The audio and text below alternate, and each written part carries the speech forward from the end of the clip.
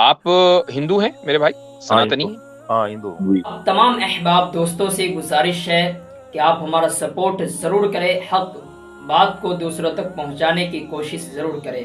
मैं आपको एक बात और बताऊं कि जब भी मैं हज़रत मौलाना मुफ्ती डॉक्टर यासीर नदीम अल-वाजिदी की वीडियो अपलोड करता हूं, उससे पहले उनकी वीडियो को सुनता हूं, मुकम्मल डिबेट सुनने के बाद फिर उस पर रिएक्शन करता हूं और आप तक उस वीडियो को लेकर इसलिए आता हूं ताकि आपके ज़रिए से और लोगों तक ये वीडियो पहुंच जाए। आप तमाम अहबाब दोस्तों से गुजारिश है कि ज़रूर हमारा सपोर्ट करें। अस्सलामु अलैकुम वरहमतुल्लाहि वबरकातुहू। नाज़रीन किराम, अल्लाह की ज़ात से उम्मीद है आप तमाम हजरात खैर आफियत से होंगे। आज मैं बहुत ही बेहतरीन दिलचस्प एक डिबेट लेकर आया हूँ हज़रत मौलाना मुफ्ती यासिर नदीम अल-वाजिदी दामत बरकातुहुल आलिया का। ये डिबेट इसलिए ज़बरदस्त है कि हम मुसलमानों का अकीदा यह है कि अल्लाह तबारक व ताला जो हमें ज़िंदगी दी है, अगर हम अल्लाह की फरमाबरदारी के साथ ये ज़िंदगी गुजारते हैं और फिर उसके बाद जो अल्लाह तबारक व ताला मौत देंगे, फिर ज़िंदगी देंगे, फिर जन्नत और जहन्नम का फैसला होगा, ये तमाम ईमान वालों का इस पर अकीदा है। लेकिन हमारे हिंदू भाई जो अपने आप को सनातनी कहते हैं, उनका अकीदा कुछ और है। वो कहते हैं कि अगर हम जैसा अमल करके जाएंगे वैसा ही हमारे साथ बर्ताव होगा, वैसा ही फिर मामला होगा, फिर हमें दुनिया के अंदर पैदा कर दिया जाएगा, किसी को कुत्ता बिल्ली और इसी तरीके से चूहा वगैरह बना दिया जाएगा। लेकिन अल्हम्दुलिल्लाह हम तमाम मुसलमानों के लिए खुशखबरी है कि आज डिबेट सुनकर और मज़ा आ जाएगा और हमारा ईमान ताज़ा हो जाएगा कि अल्हम्दुलिल्लाह अल्लाह तबारक व ताला ने हम सबको मजहब इस्लाम के अंदर पैदा किया। यह अल्लाह का बहुत बड़ा एहसान है। आइए दोस्तों, आज हम और आप सुनते हैं हजरत मौलाना मुफ्ती डॉक्टर यासिर नदीम अल-वाजिदी दामत बरकातुहुल आलिया के इस डिबेट को। अच्छा भाई, हमारे साथ ब्रजेश रूदानी साहब आए हैं। अल्लाह ही खैर करेगा जी। जी जनाबे वाला, क्या फरमाना चाहेंगे? अच्छा, मैं आपको सुनाई देता है मैं बोल रहा हूँ। जी जी बिल्कुल सुनाई देता है हमें। अच्छा, तो मैं जानना चाहता था कि आप इस्लाम में जब इंसान मर जाता है तो बाद में उसका क्या होता है? आप हिंदू हैं मेरे भाई? हाँ सनातनी हिंदू। हैं? हाँ हिंदू हूँ। जी। आपके यहाँ क्या होता है, कुछ बताएंगे? वो स्वर्ग या नर्क में जाता है और बहुत अच्छा काम किया होता है, भगवान का भक्त होता है तो उसको मोक्ष मिलता है। और उसके बाद उसको। रीइंकार्नेशन नहीं होता?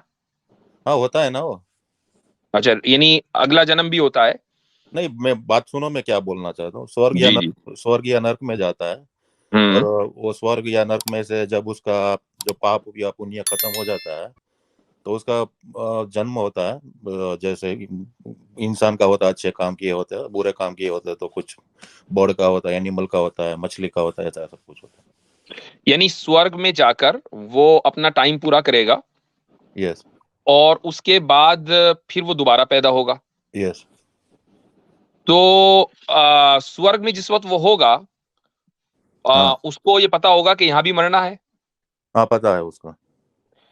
तो फिर तो वो इटर्नल ब्लिस में नहीं हो सकता, क्योंकि उसको ये टेंशन ही रहेगी कि ये जो मुझे नेमत मिली है ये एक दिन छूट जानी है। तो फिर हाँ तो स्वर्ग कैसा? अच्छा, तो उसको उसके लिए भी है ना, अगर आपको स्वर्ग या नर्क में नहीं जाना है तो मोक्ष ले लो, बाद में उसको आपको कभी जन्म ही नहीं लेना पड़ेगा। यानी मल्टीपल ऑप्शंस हैं। फोन अ फ्रेंड है आमिर भाई, फोन अ फ्रेंड है जैसे, जी जी। या वो इस सारे के सारे ऑप्शंस हैं। यानी फिफ्टी एक फिफ्टी आदमी, जी। आपने अभी कहा कि स्वर्ग में जाएगा और उसको वहां से फिर मोक्ष मिलेगा, या पहले मोक्ष मिल जाएगा स्वर्ग में नहीं जाएगा? क्या तरीका है उसका, थोड़ा सा अच्छा। एक्सप्लेन करें। अच्छा, अभी देखो, अभी भागवत गीता में लिखा है कि आगे जो इंसान को अगर मोक्ष मिल जाता है तो वो स्वर्ग में नहीं जाए, वो डायरेक्ट उसमें ही जाता है, वैकुंठ में जाता है। कृष्ण भगवान का भक्त है तो वैकुंठ में जाता है। क्या? कृष्ण भगवान का भक्त है तो वैकुंठ में जाता है। शंकर भगवान। मानव प्रेमी आप म्यूट पर हैं। जी। अच्छा, मैं म्यूट पे हूँ। नहीं नहीं, आप नहीं, मैं नहीं दूसरों को आप कह रहा ठीक। हूँ। जी। फोन जरा ब्रजेश भाई फोन वैसे ही रखिएगा, थोड़ी दिक्कत हो रही है क्योंकि आपका कैमरा ऑन है तो देखना अरे आपको सामने से। जी। ब्रजेश दुर्गानी साहब, क्या करना पड़ता है मोक्ष के लिए और स्वर्ग के लिए? अच्छा, मोक्ष के लिए जो यहाँ हमको काम क्रोध लोभ सब कुछ छोड़ना पड़ता है। फिर मम्मी पापा के जिसके प्रति हमको प्रेम होता है वो भी छोड़ना पड़ता है। मतलब कि अच्छा, हमको किसी। और स्वर्ग के लिए? स्वर्ग के लिए जो दान करते हैं, वो अच्छे काम करते हैं, वो करने पड़ते हैं। और अच्छा। नर्क अगर अच्छे काम नहीं करेगा, बुरे काम करेगा, जैसे रेप करेगा, ऐसा सब कुछ काम करेगा तो वो तो नर्क फिर में जाएगा। ईश्वर ने मम्मी पापा पैदा ही क्यों किए? नहीं, समझ में नहीं जब आया मोक्ष आपने। के लिए उसने इतनी खतरनाक शर्त लगा दी कि मम्मी अच्छा, मैं पापा क्या को भी छोड़ना पड़ेगा। छोड़ना पड़ेगा ऐसा मैंने नहीं बोला। मैंने ऐसा बोला कि फिर हम इंसान को प्यार सिर्फ भगवान से करना होता है अगर मोक्ष लेना है तो। और जब हम इंसान का जन्मल होता है तो उसको उसकी ड्यूटी निभानी पड़ती है, उसको मम्मी पापा के प्रति जो भी फर्ज है, उसकी सेवा करना जो भी है वो सब कुछ करना पड़ता है। वो अगर वो नहीं करेगा तो उसको पाप लगता है, अगर वो नहीं करेगा तो वो नर्क में जाएगा।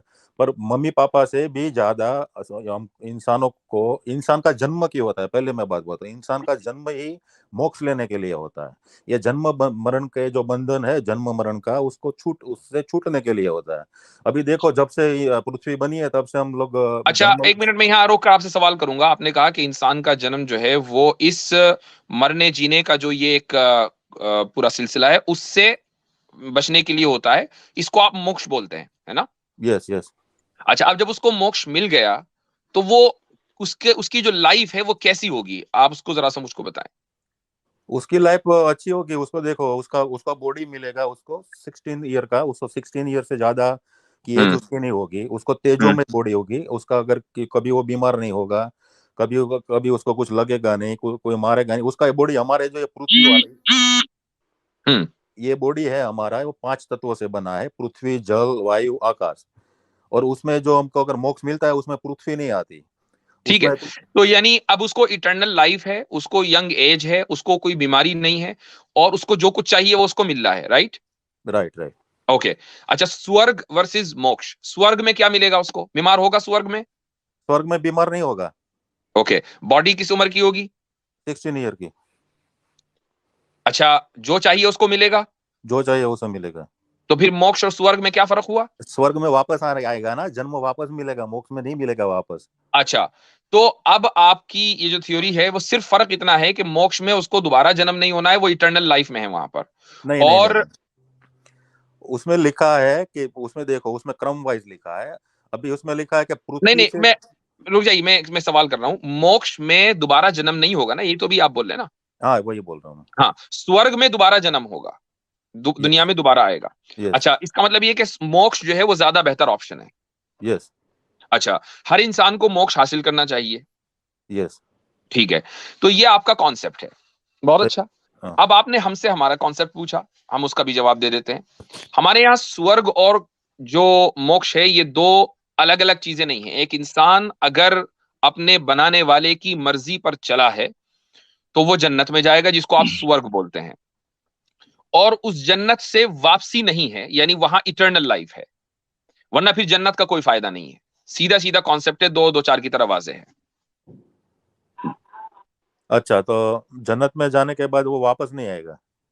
इटर्नल लाइफ है, जिस तरह जिसको आप मोक्ष बोलते हैं उसको हम जन्नत बोलते हैं। अच्छा, बस मैं वही जानना चाहता क्या था, मैं कुछ डिबेट में कुछ फाइट करने के लिए नहीं आ रहा था, तो नहीं, वही मुझे मालूम है। मैं हाँ। इसीलिए आपको मैंने इसीलिए बिल्कुल वाज़ेह अंदाज से जो हमारा अकीदा है उसको बयान किया, आपका अकीदा सुनने के बाद। अच्छा अच्छा, तो मतलब अच्छा, तो मुझे एक बात बताओ, आप जी। अभी आपने अभी जन्म लिया है तो आपका अभी तक वापस क्या कभी स्वर्ग में नहीं गए थे क्या पिछले जन्म में? अगर आप गए हो और आपको याद हो तो आप बता दें हमें, नहीं, हो हमारे में सकता है हम भूल गए हो। हमारे हिंदुज्म में तो लिखा ही है कि स्वर्ग नर्क आते ही रहते हैं, तो मुझे मोक्ष नहीं हुआ तो मेरा तो या तो मैं कभी स्वर्ग में गया होगा या कभी नर्क में गया होगा, कभी तो उल्लू का जन्म अगर आपको याद नहीं है तो ये सवाल आप मुझसे क्यों कर रहे हैं? आपको क्या लगता है कि मुझे याद होगा? नहीं आप में जनरल क्वेश्चन है, याद याद की बात नहीं कर रहा। आपको अभी तक मोक्ष क्यों नहीं, अच्छा आप अभी तक स्वर्ग में क्यों नहीं गए इतने सालों में? इसलिए कभी तक मरा नहीं हूं। क्या अभी तक अभी तक जब इंसान को मौत आएगी तभी तो जाएगा ना वो। अच्छा अच्छा अच्छा, अभी देखो आप इस्लाम इस्लाम फॉलो करते हो, तो अभी इस्लाम में सब कभी ना कभी तो देखो जन्नत में चले जाएगा, तो फिर नए नए लोग कहाँ से जन्म लेते हैं फिर?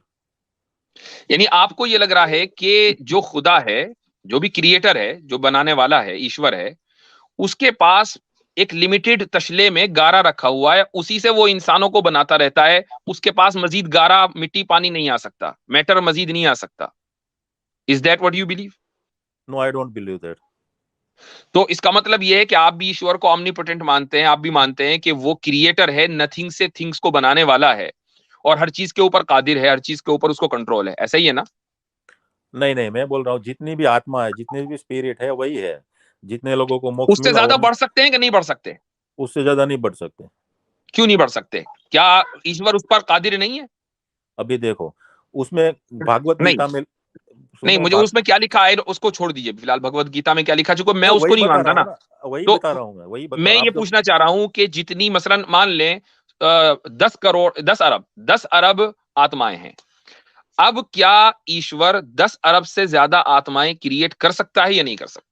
नहीं कर सकता। क्यों? अभी देखो, उसमें हिंदू स्क्रिप्चर में लिखा है आत्मा का जन्म भी नहीं होता, वो आत्मा मरता भी नहीं, जो भी है वही है, उससे ज्यादा नहीं होता, कम नहीं होता। अच्छा, तो वो आत्मा तीन को चीजें आपने हैं ना मुफ्ती साहब, जी जी तीन जी चीजें मानव प्रेमी असली साहब। हैं, उसमें से एक आत्मा भी, तीन चीजें असली हैं, उसमें से एक आत्मा भी है हाँ, इनके यहाँ, जी ठीक है, ठीक जिनका है। कभी मैं जन्म एक नहीं सवाल, हुआ। हाँ, इसका मतलब मैं सॉरी, जानते हैं आप, इसका इसका मनफी असर क्या पड़ेगा? क्या पड़ ब्रजेश दुर्रानी साहब, हाँ, क्या इसका पड़ेगा? मतलब ये है कि हमें ये जिस्म देने वाला कौन है? हम आत्मा है, हम अपने इरादे से इस जिस्म में आए हैं, पांच तत्वों से मिलकर जो बना है। हमारे बताइए, इरादे से नहीं, सवाल हमारे का जवाब कर्म। दीजिए। अच्छा, दे रहा हूँ, हमारे जो कर्म है उस हिसाब से हम इस शरीर में आते हैं, या फिर कुत्ते बिल्ली के शरीर अच्छा, में आते हैं। बिल्कुल बिल्कुल शुरू में पहुंच जाइए, बिल्कुल शुरू में पहुंच जाइए, जब हमने पहल कोई जिस्म इख्तियार किया था, किसी जिस्म में पांच तत्वों में हम लीन हुए थे, शुरू में या पहुंच जाइए बिल्कुल। वो किस कर्म की बुनियाद पर? सबसे पहले तो इंसान का जन्म ही मिलता है, बाद में उसके कर्म के हिसाब से वो कुत्ते बिल्ली का जन्म लेता है। यानी वही तो मैं पहले कह रहा हूँ, इंसान तो को इंसान पहला क्यों बनाया, जन्म। ये पूछ रहे हैं? हैं? जी, इंसान होना तो कर्म की पह, बुनियाद पर है ना, अच्छे कर्मों की बुनियाद पर। तो वो कौन से अच्छे कर्म थे जो पहली मर्तबा इंसान बना, ये सवाल है उनका। अभी देखो, भगवान में जो जो जितनी भी आत्मा है होती है, वो सब भगवान में लीन ही होती है, जो सबसे पहले इंसान का जन्म मिला उसको। अच्छा एक बात बताइए, जब आत्माओं को भगवान ने पैदा नहीं किया, इसी तरह एक और चीज है जिसको पैदा नहीं किया, तो फिर भगवान का इस पे इख्तियार क्या है कि वो जबरदस्ती आत्मा को उठाए और जिस्म में डाल दे? अरे वो नहीं है, वो भगवान में ही आत्मा सब लीन होती थी, भगवान में ही जो आत्मा पहले लीन होती है, जो उसको उसके बाद जब इन पृथ्वी बनती है, जब पृथ्वी डिस्ट्रॉय भी होती है, पृथ्वी नए नए रूप से भी आती है, उस हिसाब से उसको बॉडी देते हैं शरीर में से। और जब मोक्ष नहीं मिलता है, तो जब जो आत्मा होती है वापस भगवान के शरीर में चली जाती है। नहीं, भगवान ईश्वर के में शरीर लीन। में चली जाती है? एक मिनट, मतलब मानव प्रेमी ये कह रहे हैं भगवान के शरीर में चली जाती है, तो नहीं नहीं भगवान का एक तो जी, शरीर हुआ, नहीं, भगवान का वही मैं शरीर पूछ होता है रहा ना, हूँ। भगवान का शरीर होता है। भगवान का शरीर हुआ। दूसरे ये कि वो जो आत्मा है जिसको मोक्ष मिला है, अभी आपने बोला कि उसकी उम्र, उसकी बॉडी 16 साल की होती है, तो क्या भगवान की बॉडी 16 साल की है? भगवान की बॉडी भी 16 साल की होती है। 16 साल की है। हाँ, अच्छा, जिसकी बॉडी हो वो लिमिटेड होता है कि अनलिमिटेड होता है? मतलब लिमिटेड होता है ना तो भगवान लिमिटेड हुआ। मतलब जो देखो, ये यूनिवर्स है ना, यूनिवर्स पूरा ये यूनिवर्स है। आपने तो बोला भगवान की बॉडी है और वो भी 16 साल की, तो अगर हाँ, भगवान 16 साल का लड़का है आपकी थियोलॉजी के मुताबिक, तो वो तो लिमिटेड हुआ ना? नहीं, मैं आप मेरा मतलब नहीं समझे। भगवान का बॉडी 16 साल का है, उसका लिमिटेड मतलब उसका शरीर तो बड़ा है ना, वो दिखते हैं 16 साल वाला। मैं कहता हूं उसका जो शरीर है वो सबसे, यानी बुर्ज खलीफा से बड़ा है, थोड़ी देर के लिए मान लें, है तो फिर हाँ, भी लिमिटेशन ना? नहीं वो तो उसकी उम्र लिमिटेशन है, उसका शरीर लिमिटेशन नहीं है। अभी अच्छा चलो, मैं कहता हूं उम्र लिमिटेशन है। लिमिटेशन है क्यों? भगवान लिमिटेड भगवान तो इन्फिनिट होना चाहिए ना, वो फाइनाइट कैसे हो गया? मतलब समझ नहीं आया आप क्या बोलना चाहते हो। म- म- ये अभी नीचे सीमित मानव है प्रेमी पब्लिक भगवान, को, को भी, सीमित है या पब्लिक को असीमित भी है? नहीं आ रहा नीचे, पब्लिक को भी नीचे नहीं सीमित आ रहा, है मैं या बड़ी क्षमा असीमित चाहता है? हूँ महाराज। ये आप अरे दोनों दुर्रानी साहब, ये बताइए कि ईश्वर सीमित है या असीमित है?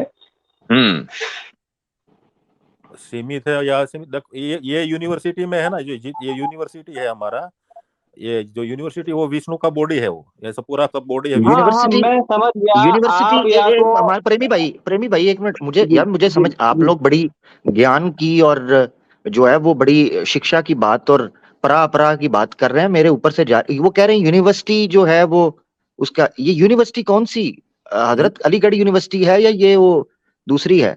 मुझे अरे जरा भाई बता बनारस दीजिए। हिंदू, बनारस हिंदू, अरे भाई मैं अच्छा बनारस हिंदू यूनिवर्सिटी जी। अरे यूनिवर्स बोल रहा हूँ, यूनिवर्स, यूनिवर्सिटी नहीं है। आपने नहीं ठीक यूनिवर्सिटी है, बोला, अच्छा इसलिए भूल इस से तरह को हुआ अच्छा जी। भूल से बोल गया, मैं अच्छा, यूनिवर्स बोल रहा हूँ। ये विष्णु रूप मानते हैं आप पूरी धरती को? पृथ्वी धरती को नहीं, पूरे यूनिवर्स को। पूरी यूनिवर्स को, विश्व, पूरे विश्व को विष्णु रूप मानते हैं, फिर आत्माएं कहाँ हैं? आत्मा उसके अंदर है। जैसे देखो हमारे शरीर के अंदर देखो, अभी छोटे छोटे जम्स होते हैं ना, वो वायरस होता है, बैक्टीरिया होता है, हमारे शरीर के अंदर नहीं होता। ऐसे ही विष्णु के शरीर में पूरी गीता में जिस विष्णु रूप का वर्णन है वो आप बता सकते हैं मुझे? किसमें? गीता में गीता में विष्णु विराट रूप रूप का का या विष्णु रूप का? मतलब, गीता में विष्णु रूप का गीता में अर्जुन को विष्णु ने, कृष्ण ने अपना विश्व रूप दिखाया था, हाँ दिखाया था, वो कैसा था? वही विराट था। उस वक्त अर्जुन कहाँ था? अर्जुन नीचे था।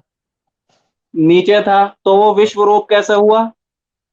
अभी देखो वो उसका अर्जुन बाहर विश्व में था। है या नहीं? हाँ, तो बाहर हो ही नहीं सकता ना, अगर अर्जुन खुद विश्व में है तो बाहर कैसे है? अरे ऐसा, उसको भगवान सब कुछ कर सकते हैं। अब यहाँ पर ये बात आ गई, वही तो सब कुछ ऐसे कैसे कर लिया कि वो बाहर भी है और विश्व रूप भी है? अरे देखो उसने उसने देख लिया, देख अर्जुन ने अर्जुन खुद कह रहा था कि मुझे आपके अलावा कुछ दिखाई नहीं दे रहा। वो जब विष्णु को देख रहे थे ना, अर्जुन देख रहा था ना, अच्छा, तो उसने सह शरीर था वो? नहीं सह विष्णु, शरीर था? हाँ तो हमारे बॉडी में जो वो जम्स होते हैं विराट रूप सह शरीर था जी? हाँ शरीर शरीर था वो। शरीर तो सीमित होता है, हाँ तो सीमित ही है ना, हालांकि मैं बोल, यूनिवर्स अच्छा मैं बोल रहा हूँ ना, जी, सीमित है। वो यूनिवर्स है ना, ये एक शरीर है, हमारा ये यूनिवर्स है, एक शरीर है। वो विष्णु भगवान का शरीर है, दूसरा यूनिवर्स दूसरा विष्णु भगवान है। जब आपने तो मुफ्ती साहब भगवान को वही कह सीमित मान रहे हैं लिया, कि, सीमित तो भगवान नहीं हो सकता। अच्छा भगवान मुफ्ती साहब के कहने का मतलब यही है। अच्छा मैं समझ रहा हूँ। जैसे ये यूनिवर्स है वो विष्णु का एक शरीर है, मतलब ये विष्णु का ये यूनिवर्स है वो एक सीमित हो गया। यूनिवर्स में विष्णु भगवान आ गए। देखो अभी दूसरा ऐसे हमारे करोड़ों यूनिवर्स है, करोड़ों यूनिवर्स है। चले 100 करोड़ 100 अरब यूनिवर्स हैं, हाँ और तब भी तो लिमिटेशन तो हो ही ना। अभी देख, आपने बोला कि भगवान सीमित है क्योंकि उसकी बॉडी 16 साल वाली है, तो सीमित तो भगवान हो ही नहीं सकता ना। अभी देखो आपने समझ में नहीं आ रहा। मैंने क्या बोल रहा, 100 करोड़ यूनिवर्स है तो ऐसे 100 करोड़ विष्णु भी है। चलो ये और हो गया, तो इसका मतलब हर विष्णु जो है वो सीमित हुआ। हाँ और उसके उसके ऊपर जो है वो आदि नारायण है, उसके ऊपर वो सबको कंट्रोल करते हैं। जो सबसे ऊपर है, ठीक है, जो वो सबसे ऊपर है वो हाँ, सीमित है कि सीमित नहीं है? मतलब वो जो ये वो सीमित नहीं है। वो सीमित नहीं है। नहीं, अच्छा, और ये जो आत्मा है ये उसी में लीन करती है? हमारी जो आत्मा है वो उसी में सब में उसी में लीन होती है। अच्छा, तो आप आत्मा किसमें? को मोक्ष नहीं नहीं मिलने के नहीं बाद, मुफ्ती साहब, एक मिनट, किसमें? हाँ, किसमें? सब, पर अरे ब्रह्म में? भगवान में पर ब्रह्म में? हाँ हाँ, पर पर ब्रह्म ब्रह्म में जो सबसे बड़ा है। ठीक है, ये एक मिनट, गीता आपने पढ़ी है? पढ़िए। वहां जहां मोक्ष का वर्णन है तो श्री कृष्ण कहते हैं कि आत्माएं मुझ में लीन हो जाती है मोक्ष के बाद में। श्री कृष्ण लो, कौन से यूनिवर्स के हैं? यहाँ इस यूनिवर्स में है। फिर आपने ये कैसे कह दिया कि पर ब्रह्म में आत्मा लीन हो जाती है? अरे देखो आप समझ में नहीं आ रहे। पर ब्रह्म में कृष्ण भगवान है, और कृष्ण भगवान में हम लोग हैं। तो हम कृष्ण में सीमित हो जाए तो पर ब्रह्म में ऑटोमेटिक हो गया ना वो। अभी हमारा हाथ है, ये मेरा हाथ है, ये मेरे शरीर के अंदर है, तो ये हाथ भी मेरा शरीर का हुआ यानी ना। मैं ब्रजेश भाई के लिए आसान कर देता हूँ, वो कह रहे हैं हाथी के पाँव में सबका पाँव जी। जी, नहीं, ये भी है। और मेरा जो ओरिजिनल सवाल है, जिसको आप सबसे ऊपर कह रहे हैं, क्या क्या उसके लिए क्या लफ्ज बोला आपने? पर ब्रह्म, राइट? पर हाँ, ब्रह्म। आदि अच्छा, नारायण मैंने बोला था, आदि नारायण। आदि नारायण, उससे ऊपर कुछ नहीं है? उसके ऊपर कुछ नहीं है। ठीक है, सारी आत्माएं शिव जी के जरिए जो भी जहां जहां सब उसमें लीन हो रही हैं, ठीक है, यस जिनको मोक्ष मिल रहा है, ठीक। यस अच्छा, जिनको मोक्ष मिल रहा है उनकी एज 16 साल की है, यस ठीक, तो जिसमें वो लीन हो रही है उसकी एज भी 16 साल की है। यस। नहीं नहीं नहीं, जिसकी एज 16 साल की है उसकी बॉडी भी फिर 16 साल वाली होगी ना आप समझ नहीं रहे। 16 साल की, भाई। 16 साल की उसकी बहुत एज नहीं है। कंफ्यूजन है दुर्रानी साहब। नहीं, 16 साल की उसकी एज नहीं है, उसका सर, वो दिखने में 16 साल जैसा उसका चलो दिखने में 16 साल का, जो सबसे ऊपर है जिसमें सारी आत्माएं लीन हो रही हैं वो दिखने में 16 साल का है, तो आपने मान लिया ना कि वो सीमित है। सीमित कहाँ से हो गया? पूरा जो पूरा पूरा जितना भी यूनिवर्स है वो सब में है। भाई जब फिर वो 16 साल की, फिर 16 साल का कैसे दिख रहा है वो? जब आप उसकी 16 साल लिमिट है ना, एक लिमिटेशन है ना, 16 साल, 16 नंबर लिमिटेशन है। आप ये कह रहे हैं कि ये जो सबसे ऊपर है जिसको आप जो भी नाम दें वो 16 साल का दिखता है, तो वो लिमिटेड है। जैसे लिमिटेड होगा एकदम डिस्क्वालीफाई हो जाएगा भगवान होने से। अच्छा, वो लिमिटेड ही है ना, क्योंकि 16 साल से ज्यादा बुढ़ा नहीं होता। वो बुढ़ा होता तो मोक्ष लेने का कुछ मतलब नहीं है उसका। चले ठीक है, आपसे बात करके बड़ा अच्छा लगा। हमारा जो पॉइंट है वो आपके सामने आ गया। वो फिर होता क्या है कि एक ही बात बार बार रिपीट होती रहती है। हमने जो कहना था वो बिल्कुल वाज़ेह अंदाज से कह दिया, हमारी पब्लिक समझ गई है। अच्छा, ये अभी मेरा देखिए, सवाल तो पुनर्जन्म या मोक्ष का जो पूरा कॉन्सेप्ट है दुर्रानी साहब, इस सिलसिले में हमारा साफ मौकिफ ये है कि ये ठीक नहीं है। उसकी वजह यह है कि जब आत्मा अनादि है, हमेशा से है, तो फिर खुदा ने किस इख्तियार से या ईश्वर ने किस इख्तियार से आत्मा को सह शरीर बनाया, और फिर उसके लिए मोक्ष के लिए इतने खतरनाक नियम बनाए कि या तो वो मायावादी बन जाए या सन्यासवादी बन जाए, और पूरी दुनिया को छोड़कर अपने रिश्तेदारों को, माँ बाप को, बीवी बच्चों को, यानी ये समझिए कि कर्म त्यागी बनकर मोक्ष प्राप्त होता है।